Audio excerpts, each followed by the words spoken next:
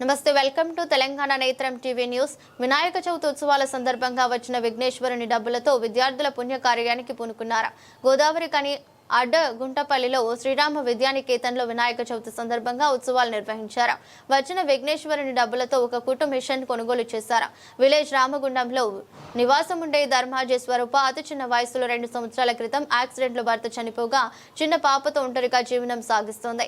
ఈ విషయం తెలుసుకుని ఆమెకు ఉపాధి కొరకు కుటుంబ మిషన్ ను అందజేశారు. కార్యక్రమంలో పాఠశాల కరెస్పాండెంట్ ఎస్ వెంకటేశ్వరరావు, హెచ్ఎంఎస్ జ్యోతి, ఉపాధ్యాయులు, విద్యార్థులు అధిక సంఖ్యలో పాల్గొన్నారు.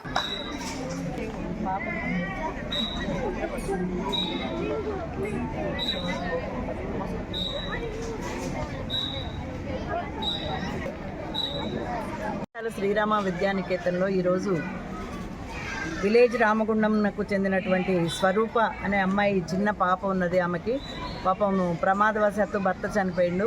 ఆ అమ్మాయికి స్వయం ఉపాధి కోసం అని చెప్పి మన పాఠశాల నుంచి శ్రీరామ విద్యానికేతన్ నుంచి మనము ఒక స్యూయింగ్ మిషన్ని ఇవ్వడం జరుగుతుంది.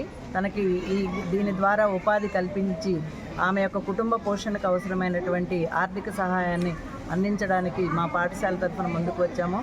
ఈ గడిచిన వినాయక చవితి పూజా కార్యక్రమం అనంతరం వచ్చినటువంటి పాట రూపంలో వచ్చినటువంటి డబ్బుల్ని ఆమెకి మనము పాఠశాల తరఫున సహాయంగా ఇవ్వడం జరుగుతుంది.